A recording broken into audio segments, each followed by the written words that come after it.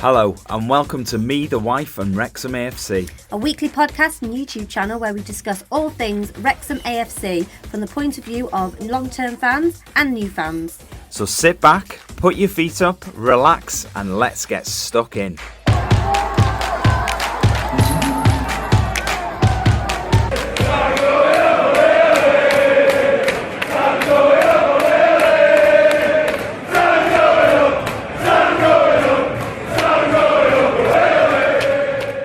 Hello and welcome to episode 95 of Me, the Wife and Wrexham AFC. Now before we start, something I just need to do. Come on, get in. A little guard of honour for Siân, as very kindly suggested by Roy, who emailed this week. Thank you, Roy. And said that perhaps because Siân had won the predictions this season, perhaps she should have a guard of honour for the podcast. It's only fair. Thanks for that, Roy. Yeah, really enjoyed that one. Yeah, but she did. And Roy also suggested that perhaps Siân should have been having a guard of honour for the last 3 weeks because she was so far ahead I couldn't catch her. One was enough, I think, Roy. So we've done that now. So can we move on? You're forgetting something. Yeah. I was trying to forget something. I know you were. We've got a little medal for you as well. Here we go. Are you going to wear this all podcast? I'm going to wear it all podcast. Okay, there we go. There's a little medal for you. Oh, it's just clinging on your microphone and it just says winner. Winner, chicken dinner. Thank you very much. Yeah, thanks for that, Roy. Thanks. It's amazing what you can get from Amazon, isn't it? We always like hearing from listeners, but if every email's going to be like that, Roy, don't message in again. He's joking. I am because joking. If the roles were reversed, he would be relishing in this right now. I'll be honest with you, Roy. If the roles were reversed, I would have known and I would have made her do it for the last 4 weeks. So yeah, no, thanks for that, Roy. Yeah, look, it's going to be. Well, I don't know really. It's slightly shorter episode than normal. On paper, it's a shorter episode than normal. We know how Ryan loves to talk. You never know. But basically, the reason for that is this week we were going to do a full season review.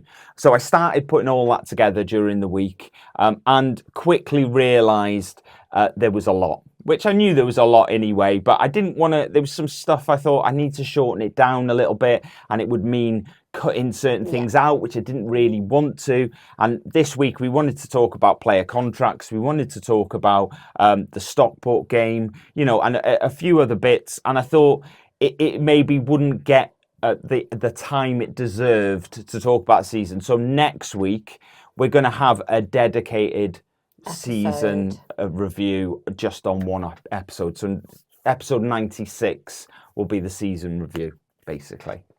Is everyone all right with that? Yeah. Yep. So Stockport. Let's talk about Stockport, shall we? Last game of the season. Yep. It was billed as a potential title decider. As it turned out, it wasn't. Nope. But whoever sort of thought it would be, they weren't far off being wrong, were they? Two teams that were right up there. Yeah. It had the potential for being a title decider. We didn't quite make it into a title decider, but a few drop points here and there sort of put paid to that. But whoever put the fixtures together knew what they were doing, I think. Yeah, well, that's why they got the job. I don't know how. I always thought the fixtures getting put together were random. They draw them out. They draw them out and then it was random. Yeah. The way that I sort of viewed it over the last couple of seasons, I don't think it is random. If anyone does know how they put the fixtures together, I'd love you to get in touch because after 30 odd years of watching football, I genuinely don't know how random it is and how randomised. Doesn't seem very random, does it? Doesn't sometimes, no. So yeah, I'm not sure if I'm perfectly honest. But the phone signal was shocking yesterday. Usually we have a really, really good signal. Yeah. So we couldn't do our halftime show because it just wouldn't go live. No. So there was quite a few people we wanted to meet. Yes. We wanted to meet Marcus, who'd got in touch with us. We wanted to meet Peter. who'd come over from Austria. We know Joe was over. Yes. Joe Bruin was over. We've seen all his little videos, drinking a pint in every pub in Wrexham. Do you know what? When I first looked at it, I thought he was drinking all of those pints in a day, and I thought, but then I saw it said day 2, day 3. So And Jay was over as well. Yeah, he was with his 11-year-old son. Yeah, and there's quite a few people we wanted to meet, and the only ones we'd really planned to meet were sort of Peter and Marcus. Now, when we got close to the ground on Saturday, we couldn't send messages, we couldn't make phone calls, nothing at all. So it was like we couldn't get in touch with Peter. We knew roughly where he was, but we couldn't get in touch with him. We'd messaged Marcus. Marcus had asked us to message him while we were on our way up to the ground, which we did. Managed to get that message, but so we were sent that one. Away. But then we got a message through from him, which then said, because we missed him, we were just about to go in, and then he messaged us going, I'm outside the turf. So we turned around and we went back. Just caught us. I'm really glad that we did, because they were, Marcus's wife, lovely, 2 lovely people. We had a conversation with them, not as long as we would have liked to have, because we had to go and do something else. But we had a little chat with them, and they got us some gifts. They did. Chaz, look what you've started now. I'm not complaining at all. So, for Siân got a lovely Las Vegas keep warm cup. Is that what they call them? Just thermocup. If you like, yeah. So I'll be enjoying my tea in this in work when I go on Monday. And I got a lovely Las Vegas hat as well, which I am going to wear on the episode today. Yep. That's okay. It's cool, I like it. Yes, so thank you so much for doing that. We did want to meet them. You'll have to put it down, because if I bend down, I won't get it back up again. We planned to meet them after the game, but we weren't really aware at that point of how bad the signal was. I've never seen it so bad. No, so Marcus had said to us, look, message us after the game and we'll come and we'll meet you in a specific spot. We came out and we couldn't do anything. We couldn't phone, we couldn't message, we couldn't do anything at all. I don't know if you noticed from the game on Saturday, our full-time review was actually done in a McDonald's car park about a mile away from the ground. Sounds a bit seedy, doesn't it? I know it does, because that's the only place we could get a signal. So, we're gutted. We're actually gutted, because we really wanted to have a good conversation with Marcus and his wife. We really wanted to see Peter again, and because when we met Jay for the first time a few weeks ago, we didn't really have we did have a chat, but not as long as we'd have liked. Yeah, because Jay turned up a little bit later. We'd been with Peter for a while. We were about to head off to go into the ground, and that's when Jay turned up, and then we had a little bit of a conversation. We were hoping to catch up with him again. Unfortunately didn't. But I fingers crossed, I'm hoping we see all of these people again. So, fingers crossed anyway. Hopefully. It was lovely. It was lovely to meet you, Marcus. And it was great. So anyway, game. So we, every week we've got an app on our phone called FanHub. I'm sure you've all heard of it, because it's got quite a few followers. It's an app that you basically put your team in, and you can do predicted lineups. You can do quite a few things on there, and you get points if you get things right. Yeah, and with the points you can redeem them for FanHub stuff. Merch, yes. So as normal, we did our predicted lineups. I got 10 out of 11 because I put George Evans in instead of Luke Young. I don't know why I did that, because but you got 11 out of 11. I got 11 out of 11. I had a sneaking suspicion. We're going to talk a little bit more about Luke a little bit later in the show, because we're going to discuss player contracts. I was going to say, make sure we do, because we always say that we're going to do it, and it's actually in the notes. So we will be discussing that a little bit later in the show. But I sort of felt if he was going to start and he was going to captain the team, that perhaps it would be for one last time. That's what I sort of thought, and that's why I put him in the starting lineup. That coupled with the fact I wasn't really sure how fit George Evans was. if I'm completely honest. I know he's had a bit of a niggle, and I wasn't 100% sure he would play anyway. Yeah. And with James Jones obviously being sidelined still at the moment, Luke was the natural one to come in. So it was sort of twofold why I put Luke in. But as I say, we will talk a little bit more about that later on. Proper party atmosphere Saturday, wasn't it? How would you know? Because I was there. You were there. It was, to be fair. There was, we were singing as we normally do. When the Stockport team came out, obviously you were down in the concourse. I was a bit childish on Saturday. You weren't the only one, I don't think. No, I didn't.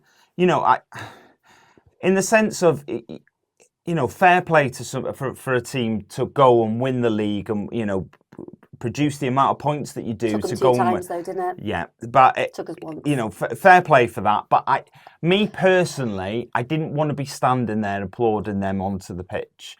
I know that's childish, but I just didn't want to. I didn't want to do it. So we had a couple of beers, me and Sean's brother and my dad. I stayed inside because I didn't want to do it.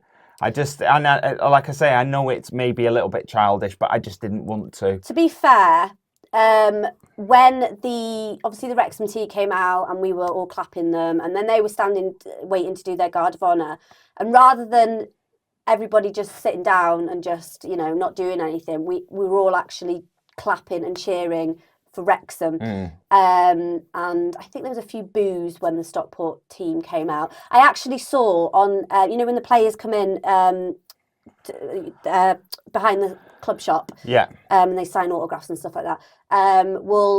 The Stockport team were getting off the bus, and I think Jordan Tunnicliffe was there, and Owen O'Connell was signing things, and the Stockport team were going past them, and there was all you could hear was just boozing. It is a bit of bravado and all that kind of stuff, but I have to say the Stockport fans were getting on my nerves a little bit. Yeah, I know, but if the roles were reversed, it would be the same, and I get that. I just didn't want to be part of it. But the fact as well, this is what really they've put in so much expense. They had an aeroplane flying over quite a few times. That's not the club. That's a fan. It's the same one. Yeah, no, I know. I didn't say the club. Oh, right. Okay. I said it. Yeah, the fan. It goes to cost the fans, or So they had a plane flying over, which they did 2 seasons ago.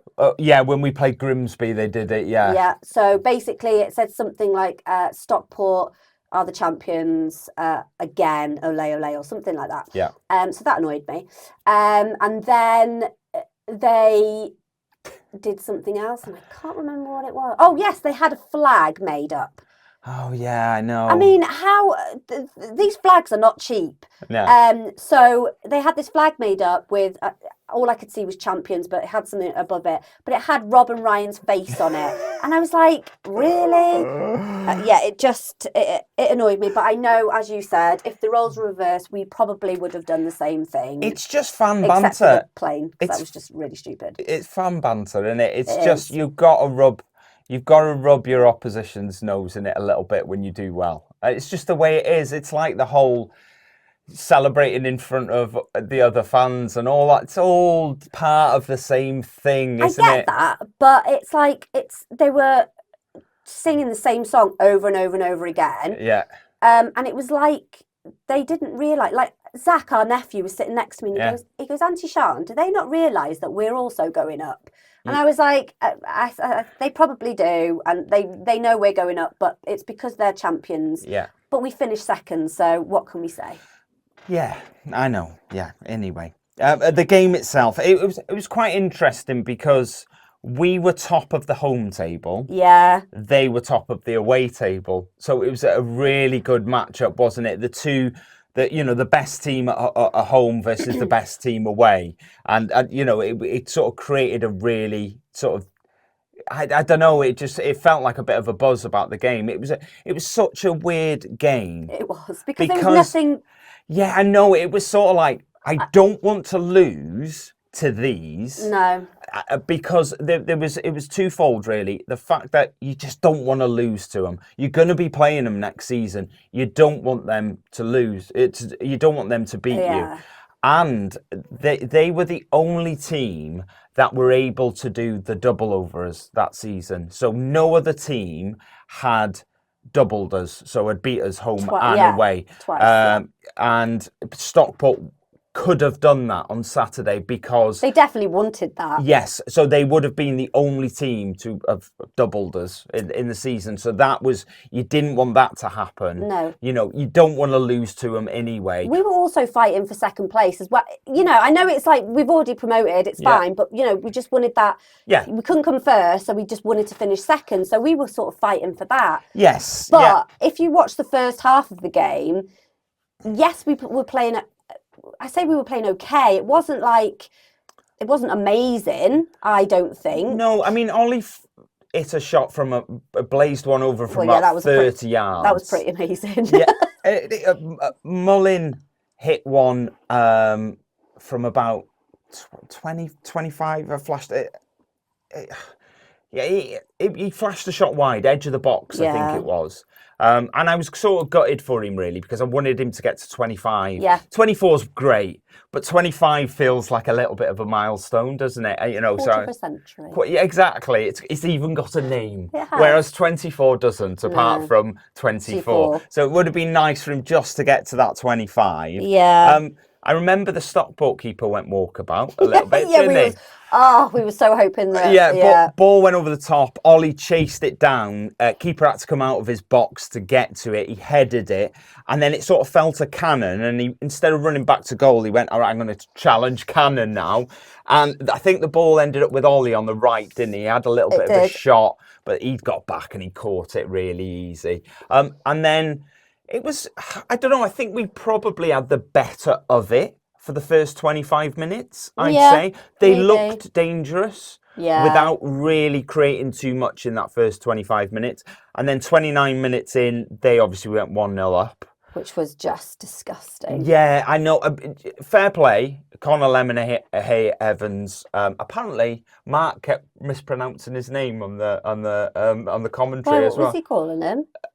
His name is Lemonhay Evans. Yeah. And I think he was calling him Lemon Helsh Evans. I think he kept calling him on the commentary. But anyway, good finish, decent finish. To be fair, it's fair to the lad. And they were 1-0 up.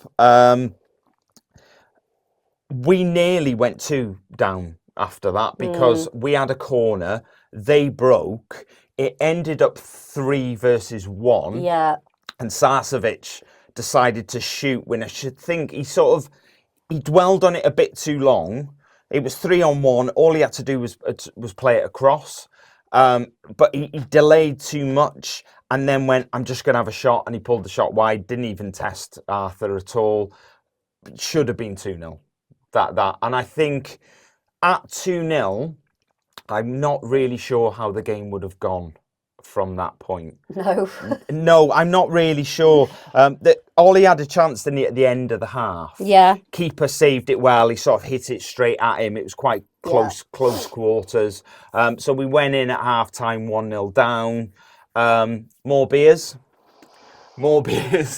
And do you know what? I've got a picture that I took of Ryan yesterday. Yeah. I might share it on Twitter and all that because it's quite funny. I sent it to my brother and I said, "This is what day drinking does to Ryan." He was fast asleep on the sofa snoring for about 2 hours. Yeah, but I think my mentality around drinking hasn't changed from when I was 22. Go out and you just drink, yeah? The thing that has changed now I am 42 is the need for a nap in the middle of the drinking. That is what has changed. Yeah. I can still do it, but just a little nap. In increments. Yes, a little nap in the middle of it all. Yeah. That is what is required now at this age. So, look, we went down for a couple of beers at half-time after the couple of beers we'd had prior to the game, 3. And then... So we had a couple of beers at half-time, we're sitting there, and then we heard an almighty roar from down in the concourse, and we went, what's going on here? And then we realised the game had started. Siân wasn't with us, Siân was in her seat. Yes. And we were standing across from where Siân sits. Siân turned round and she went, goal. I was just going like that. Yeah, and I was like, oh, I've scored. And then found out it was Ollie, still had a beer, couldn't take the beer to our seat. So we're like, we'll go up, finish these and we'll go back up. I've since seen the goal. Really good finish. It was. I think Ollie, that goal against Crewe, he really built his confidence because, as I think we said last week, he had a shot from about 35 yards after he'd scored. This week, he just sort of blazed one from 30 yards. It was just like full of confidence. His confidence was back. Yeah. Really good finish. Ball in over the top by Owen O'Connell. Took it down really well. Finished it really nicely. Loved the celebration, by the way. The little slide into like the Deadpool pose in front of the Stockport fans. Amazing. Brilliant. Oh, I loved all that. And then my notes regarding the first half of the second half are distinctly missing. And the main reason for that is, as I said, that I knew the game had restarted because we missed the goal. Me and Sean's brother had missed the goal. Your dad did as well. And my dad as well. Yep. So we missed the goal. We knew the game had restarted. We were talking, having a chat. We finished our beer. We came back up. I thought the second half was really short. And the reason for that is, as it transpires... You missed 20 minutes of it. I didn't actually come back out until the 69th minute. I think it was. So, yeah. I was fuming. I missed 25 minutes. And I never miss any of the game. I was gutted I'd missed the goal. But then I thought after that we were talking and we finished our drink and we came up quite quickly after that. But it was another 20 minutes. So I lost loads of the game. Saki was going, where's my daddy? And he's with your Uncle Ryan having a beer, mate. Yeah, I know. So it was, it sort of feels, it felt like a bit of a waste of a season ticket on that day. It wasn't. I didn't miss too much. No, you didn't. Look, there weren't any, I'm going to say there weren't any clear-cut chances for either side in the second half. Although I didn't see it more than half of it. So I'm not 100% sure. Yeah, no, there wasn't really. Look, it was, before I knew it, I remember looking up at the clock and there was like 86 minutes gone. And I was going, that's gone quick, hasn't it? Yeah. But you were fuming that you'd missed the goal, though. I wasn't happy. No, I wasn't happy. But you brought it on yourself, so. Yes, I did. And then Andy Cannon pops up with... I was there for that. You were? Saw that goal. Great goal, great finish. Loved everything about it. Have since watched the replay of that goal, and I think that goal is better than I thought it was when I first saw it. Mm-hmm. The angle that he decides to hit it from, and the distance and everything, fantastic. Right in the corner. Can't praise it highly enough. Thought it was fantastic. The two young lad, the young lad that sits in front of us, and there was another young lad there. They turned around because we just chat to everyone around us now, to be honest. Yeah. And they said, "Oh, that's the first goal that Bolton's ever scored." And I was like, "What?" I said, "Bolton didn't score," and they went, "Yeah, he did." And I went, "No, Cannon scored."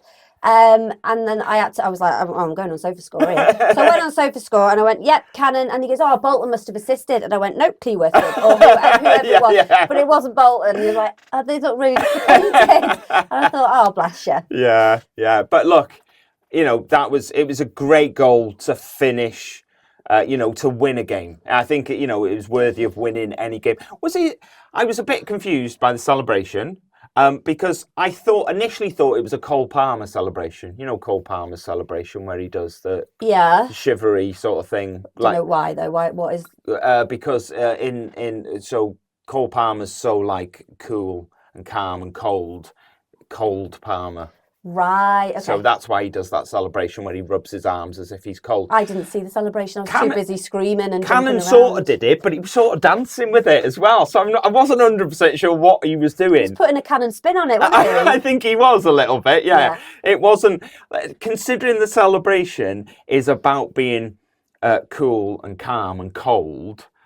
He wasn't very composed. He was sort of all over the place. Cold. He was. He was so I don't know. But I think that goal kind of secure. This is just my opinion. Obviously, I don't know if everyone agrees with me, but it kind of secured his place in Player of the Season, I think. I think for me he is. Yeah, I do. think he certainly cemented his. That's what I meant. Cemented his place in the discussion. I think he cemented his place in the discussion of of a 1, 2, 3, however many you want to throw in the mix for Player of the Season. For me, yeah, 100%. We love you, Andy. We think you're superb. Yeah. So look, we finished the season in second. Yeah, on a high, in second place.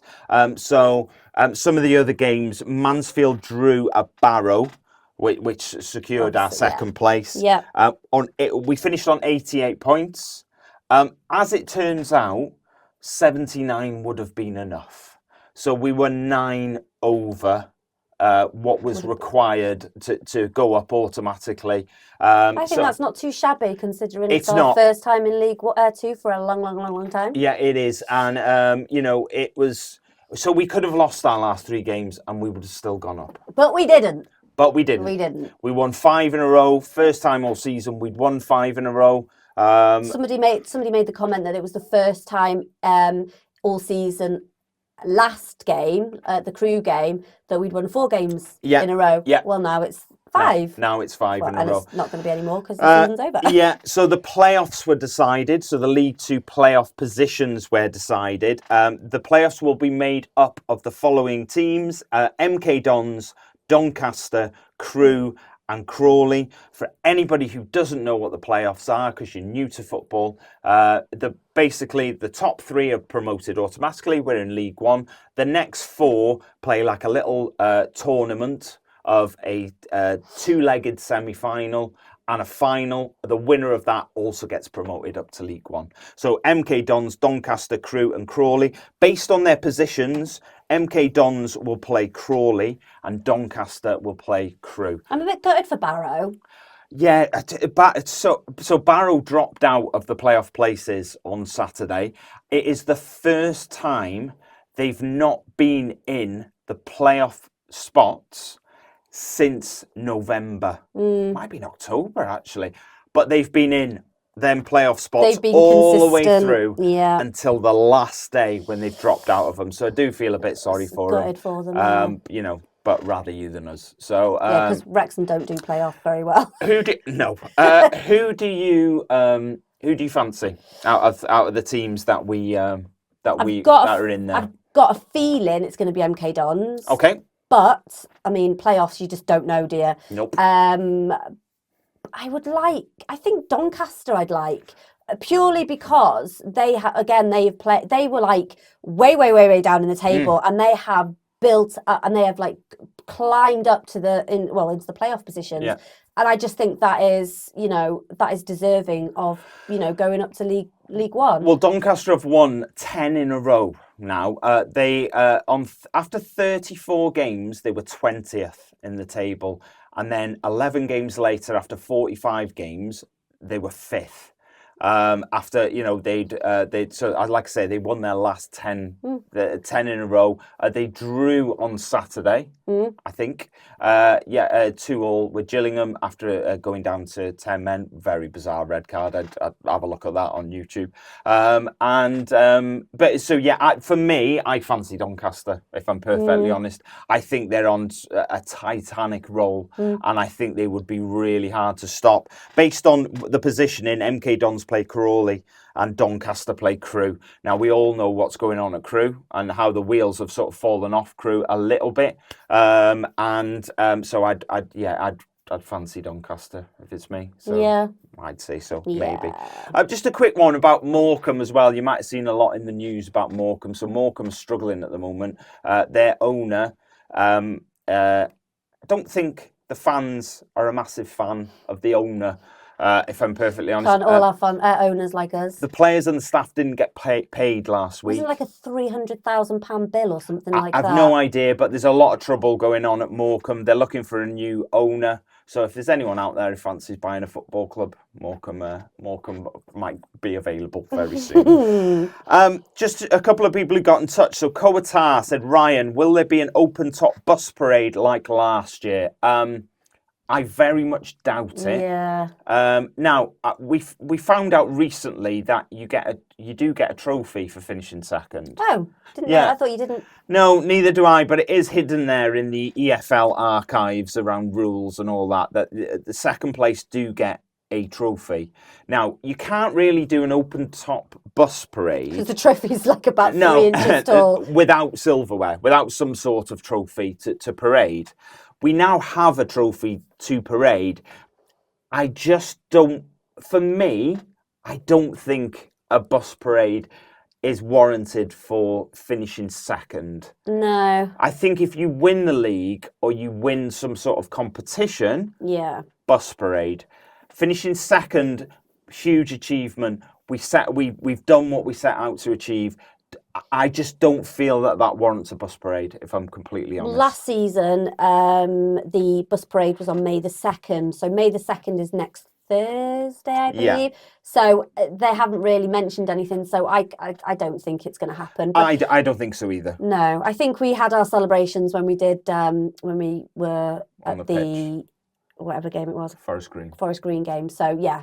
I don't think there will be one. No. But you just never know, do you? You know, they might do a bus celebration for the fact that we've gone promotion. A bus celebration. We've gone promotion. We've got because we've gone promotion. We've done back to back. Yeah.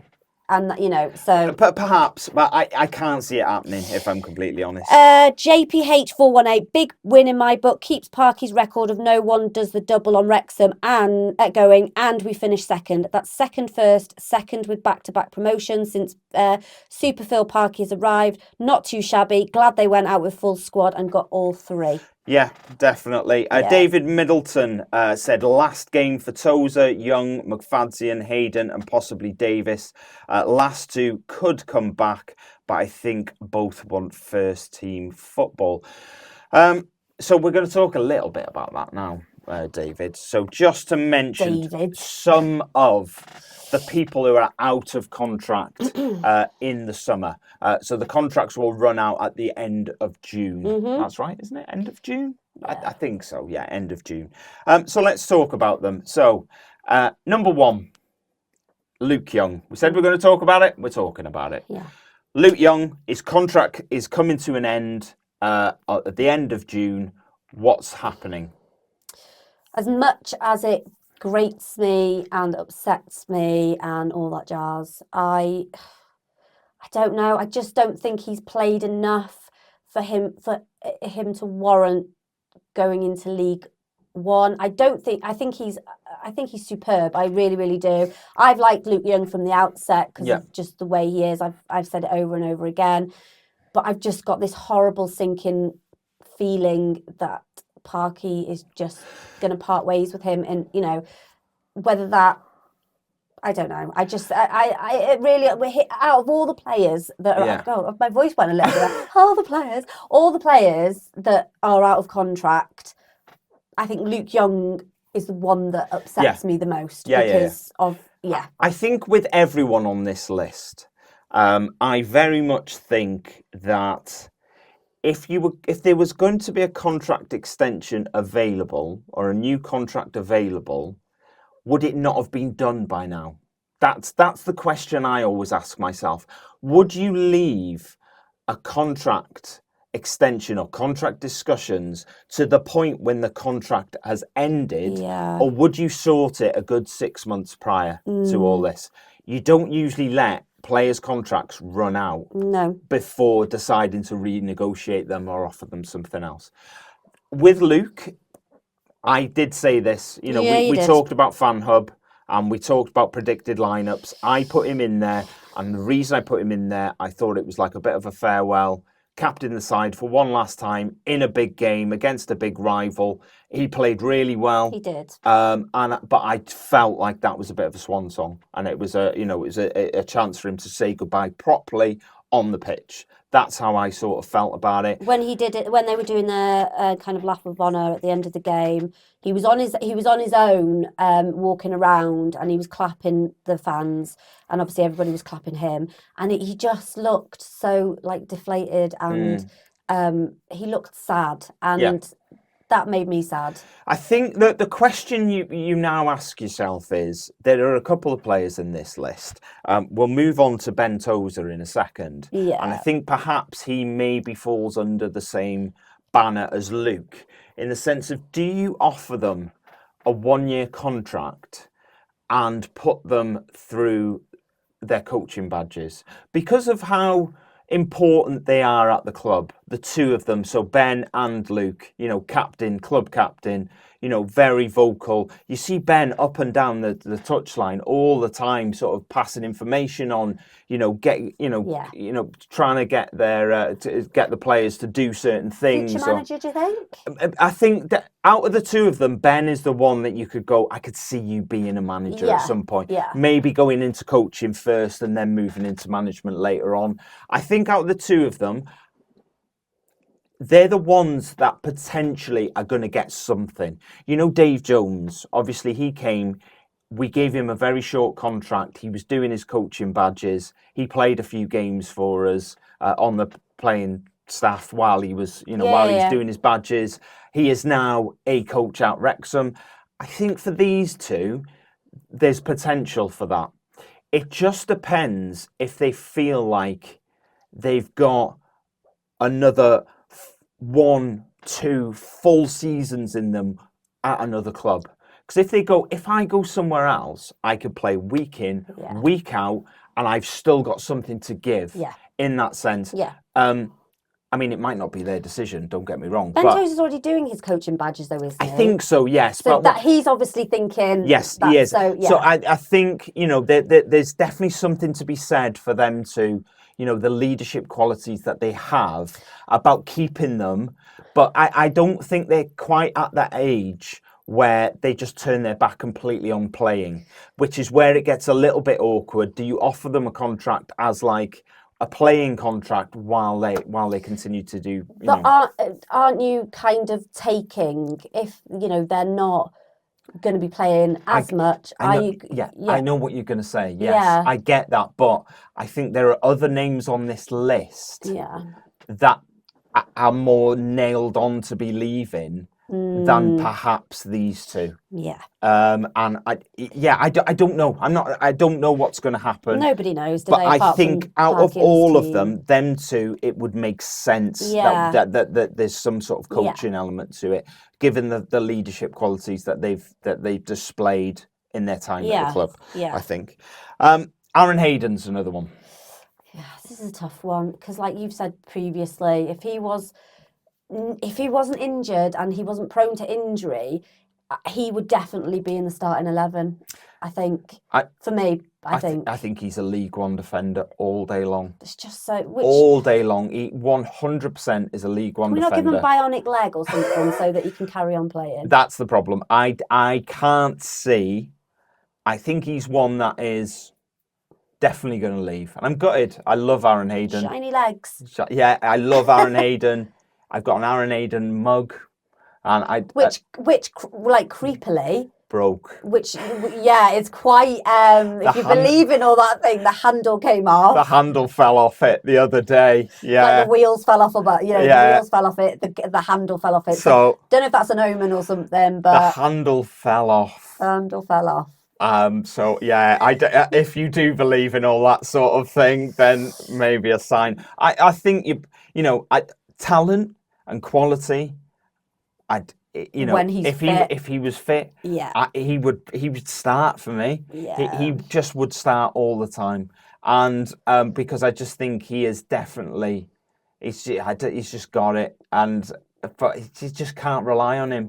And I don't think you can have a player around the squad that you just can't rely on. When's the last time he played? I can't even remember. Last year? Like, it was like quite thingy into the season that he... I can't remember, that he went off injured So again. I think, are we saying he's going? Yeah. Yeah. I don't like this game. No, I don't like this game either. Callum McFadzean, let's make it a bit easier. Yeah. Gone. Yeah. As I like Callum McFadzean, again, he's another one of the OGs for me. Yeah. But yeah, he hasn't played... I think near the end of the season, like McFadzean did play a couple of games, and he came off the bench a couple of times. Again, was that a kind of, let's get you some minutes. Let's get you some minutes. I can't see Callum getting anything out of us moving forward. Look, he's done a job for us. He 100% has done a job when it's been needed. I just can't see any future for Callum at the club, unfortunately.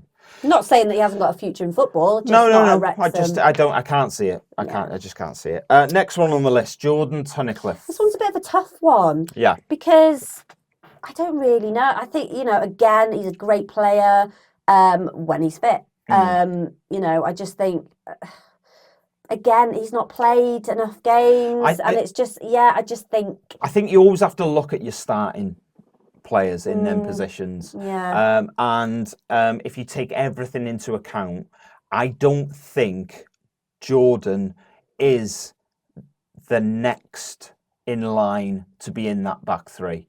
I think there are players in front of him. Before, I think our back three, I love our back three now, perfect, settled, and I think that's the back three that you go with. But is he next in line if one of them are out? No. Is he next in line after that? No, probably not. So for me, I think he's another player. Last game I remember him playing in, and I think this was his last game, was the away game at Salford. And we all know the capitulation that we had there. Yeah. I'm not saying that was his fault, but he was just one of many that had a poor game. So I think when he's had the opportunity to come in and play and show what he's all about, I don't think he really did that for us. So I think that's another one who's gone. Yeah, so next on the list, Rob Lainton and Mark Howard. For me, Rob Lainton, are done. Again, you're probably right. I think... Let's start with Mark. What do you do with Mark? Mark's at that age now where he could very much be. I think he might retire. He might retire. He could deputise as a number two potentially. I don't know. Rob is just one of them. I think Rob is such a good goalkeeper. I think he's amazing. I love Rob Lainton, but injuries again. Again, it's the injury factor. When you bring somebody in as your number one, what you want to not guarantee, but you want to be pretty sure they're going to play all season for you. You don't want to be chopping and changing at the back. You want that to be your number one all season. You can't guarantee that with Rob. You can't. And the problem with keeping him as a number two is what happens if your goalkeeper goes out and then Rob's injured? You need a consistent, ready-to-go number two. Yeah. And I'm not sure Rob is that anymore. Yeah. Mark, I don't know. I would keep Mark as a number two if he wants to continue. Yeah, I've got a feeling he might retire, but again, nobody knows, do they? And then we've got Stephen Fletcher and Jordan Davis. No, we've got another one before that. We've got James McLean. How did I miss James McLean? So this is getting a little bit easier now and a little bit more friendly towards the end. James McLean, we have been told, this isn't official, that James is staying for another year. Nothing's been released, nothing's been said, but we have been told that he is staying for another year. That isn't a surprise to us, really, is it? I think we all knew he was going to reset. He looks like he is really enjoying his time playing for us. And I would have been massively shocked if he didn't sign for another year. But again, this isn't official. Not 100% confirmed, but that's what we've been told. We believe, yes. So as I said, Stephen Fletcher and Jordan Davis. So Jordan Davis has only got one more year left on his contract. It's a bit dangerous. I chucked Jordan Davis in. We'll leave him till last. But Stephen Fletcher, so his contract's coming to an end. What happens with him? Oh, see again. It's so hard, this, isn't it? I think, like you've said in numerous episodes, that he is the he is an impact player. So not necessarily starting in the starting 11. But yeah, I think that he is an impact player, and he does when he came on Saturday, he didn't score any goals, but he definitely made an impact. Yeah, I think this is the weird thing now is you've got an impact player who can score, very skillful, can bring other players into the game. You're only ever going to get 25, 30 minutes out of him at the end of a game, or at most you're getting an hour at the start. Does that deserve a spot in the squad? Or do you want in your squad somebody who can do all of them things and last 90 minutes, but is also pushing to be included in a matchday squad week in, week out, and can do the 90 minutes week in, week out, Saturday, Tuesday, if needed? Is that what you need? Or do you just stick with a Stephen Fletcher who's going to make an impact? I like Stephen Fletcher, so I'd love him. I'd love for Stephen to play. Yeah. And his celebration, it wasn't really a celebration. I don't even know what happened, but when he did his muscle man thick pose to the Stockport fans on Saturday, I love him. I really hope, whether he's got 30 minutes in him, I just think that impact. But like you said, if they want to have a player who can do 90 minutes but have that same impact, then it's quite... It's a difficult decision to make, I think. We'll talk about players that we're linked with in future episodes, but you've got Johnson Clark Harris. Let the transfer rumours begin. Yeah. Johnson Clark Harris is one that we have been linked with in the past. Someone that I really like. He's at Peterborough. He's a big, strong player. Can score goals. Can score lots of goals. He's a striker. He is a striker. So, should you really be looking at someone like that, as opposed to a Stephen Fletcher that you're not going to get 90 minutes out of it week in, week out? Look, so what we're saying is Luke Young, Ben Tozer, possible extensions. For the reasons of coaching badges. Yes. Yeah. But again, could quite easily see them leave. Go to a different club, yeah. Aaron Hayden, probably gone. Callum McFadzean, 95, pretty much positive, gone. Yeah. Jordan Tunnicliffe, pretty positive, gone. Rob and Mark, a little bit unsure what was going to happen in the goalkeeping situation. They're definitely not going to be number ones. From my point of view. No, okay, but this is the scenario you've got to look at here now. Okay, stop pointing your finger at me. If Arthur leaves, we haven't put Arthur on this list because we'll talk about Arthur another time because, we don't know what's happening with Arthur. If Arthur goes back to Arsenal and then we don't offer contracts to Rob or Mark, well, there's 3 goalkeepers that have just walked out the door. What happens? You get me? I know we've got McNicholas, and Hall. But I don't think we haven't really seen them. No. So, Are those 2 League One quality goalkeepers like Arthur Okonkwo is?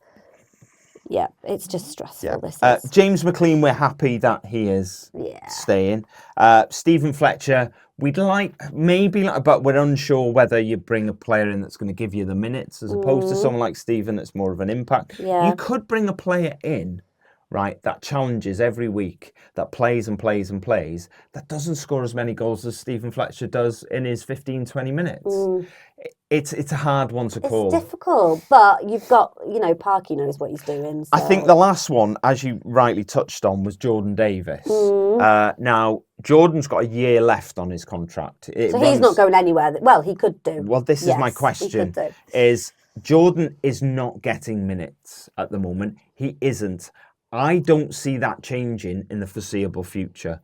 Jordan will want, at his age, he will want first team football. Yeah. Guaranteed he will. So at what point does Jordan go, I need to pursue that elsewhere? Because I think we're pretty much at the time now. I think it's a bit of a crossroads for Jordan in the sense of you've got a year left on your contract. You could either stick around and let that contract run down and just leave with no fuss, or you could start listening to offers. The problem is, how many people are giving you an offer when you've been sat on the bench for a year? That's the other problem. And when you do come onto the pitch, are those minutes kind of good enough for other clubs to go, yes, I think... You're very right, because I'm not sure they have been this season when we've seen him. So he's an awkward one. And I think for me, I don't know. I'm not sure how much longer we're going to see Jordan Davis, if I'm perfectly honest. Which is sad, because he's a homegrown lad. You know, he's been with Wrexham for years and years and years. Look, it's a difficult one, and I don't know how that's going to go. He has just opened, is opening a restaurant in Wrexham.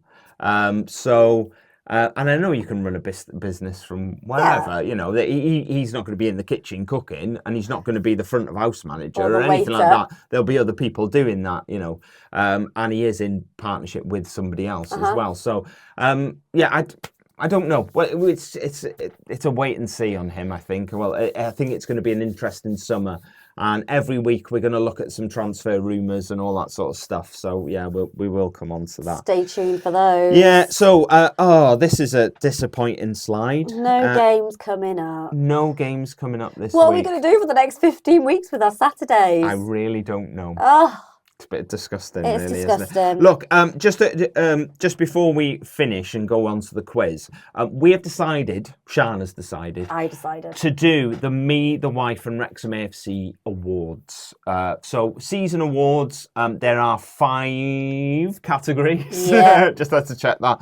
5 categories, and we want you to vote on these. So basically, if you're watching on YouTube, the categories will be in the description. They will also be in the description of the podcast itself. So if you want to copy them and paste them into the comments on YouTube, you can list all your winners there. You can send them through to me, the wife and Wrexham AFC @gmail.com. Alternatively, we will be doing posts on Twitter, X, Facebook. What's this royal we? Siân will be doing posts, and you'll be able to vote for your winners, and we will inform you of them next week. Yeah, we'll announce next week. Next week we'll announce the winners. Because obviously, when this podcast goes out, we'll be doing the actual official awards in the William Aston Hall. They wouldn't have happened when the podcast comes out, but on Monday they are doing that. Yes. So the categories for the Me, the Wife and Wrexham AFC awards are as follows: Player of the Season, Young Player of the Season, Game of the Season, Goal of the Season, and Most Entertaining Player. You can choose to interpret entertaining in whatever way you want. Entertaining on the pitch, off the pitch, entertaining with skill, entertaining with the way that they defend, the way that they... celebrations. Yeah, that's a good one. So how they're entertaining with that. Whatever you want to interpret entertaining as, that's how you can do that. So please vote on them. And as I say, we will announce the winners next week. Quick shout out for Dragon Chat. So it's a mental health peer support group. As we have said in the last few weeks, this is a really important time because a lot of people use the football as a lifeline, and now that is obviously going away for a bit, 15 weeks. So it's really important. Anybody struggling, you should get onto Dragon Chat. They do a weekly call on a Monday at 8 p.m, and that is for women. And they do one on Thursday at 7 p.m, and that's for the men. The best thing to do is follow DragonChat-Steve Lloyd on Twitter. If you do want to get in touch with us, you can get in touch with us on Facebook, Instagram, Twitter, TikTok, and email us on at me, the wife from Wrexham AFC @gmail.com. Yes, you can. Quiz time. The last quiz of the season. Last quiz of the season. Are you going to be doing them off season? Yeah, I'm just trying to work out what to do. Yeah. I might go back to 2 truths, 1 lie. 2 lies, 1 truth. Yeah, that one. Yeah. Okay, number 1. Yes. We've already mentioned we finished on 88 points this season, but what was our goal difference? Was it plus 35, plus 37, or plus 39? 37. Correct. Number 2. You're clapping yourself. I'm clapping myself, yeah. Number 2. Mullin. Sorry. Mullin. Mullin was our top scorer, and Elliot Lee was obviously second in that list. But who finished third with 8 goals? Was it Stephen Fletcher, Ollie Palmer, or Andy Cannon? Andy Cannon. Incorrect. Really? It was Stephen Fletcher. No. Yes. Third top scorer. I didn't want to mention that when we were talking about contracts because I knew there was a question. But yeah, third top scorer. For goals per minute, I mean, he'll be through the roof, I would say. Number 3. Who notched up the most assists this season with 8? Was it James McLean, Paul Mullin, or Elliot Lee? Ooh, tricky. James McLean. It is James McLean, yes, correct. I think he got 3 in one game, didn't he? Yeah. Yeah, he Well did. done. He got his assist hat trick. He did, yeah. Anyway, sorry, I don't know what I was doing. Number 4. Do you remember how many penalties we had this season? Are you not going to give me options? Do you remember how many penalties we had this season? I don't think there's that many. Okay, it doesn't matter. How many did we miss? Oh, you're not going to give me options? No. 1. Correct. Paul Mullin. Against? Well, actually, it was a home game. That's incorrect, but... I don't know. Accrington away. Hit the bar. Final one. We won our last 5 games of the season. Yep. But do you know how many we won in total out of our 46 games? Was it 24, 26, 28, or 29? 26. It was 26. Well done. 1, 2, 3. You've got 4 out of 5 there. What a way to end the season. You just underestimated Stephen Fletcher. I would have got 5 out of 5. Underestimate Stephen Fletcher at your peril. Exactly. I'm sorry, Stephen. I will never do it again. Look, I said it was going to be a shorter episode. It hasn't. Not so much, but you know, but it slightly shorter. Yeah, slightly shorter by a couple of minutes. Yes, Sharon did warn you at the start. I like to talk, and sometimes I get carried away. So there we go. Yeah. But look, well done to me. I wasn't going to say that at all. But have you still got your medal on? I have got my medal. Still got your medal on. Look, just hold it here. We are looking forward to get it out my face. We are looking forward to a summer with you all, where we're going to talk about lots of different things. You will keep us sane for the 15 weeks before the next season starts. I hope so, because we're already going a bit crazy. But yeah, look, we'll be having people on again, guests talking about their love of Wrexham throughout the summer. So if anybody wants to get in touch and say that you want to come on, let us know. And we are compiling a list as we speak. Yep. So please email us, messages on social media, comment in the description of the video if you're watching on YouTube, whatever it might be, let us know. Yeah. And then we'll compile a list and then we will choose which ones we want. We'll try and slot as many of you as possible. Yes. Anyway, thank you very much for joining us again this week, and we'll see you again next week. Bye. Bye.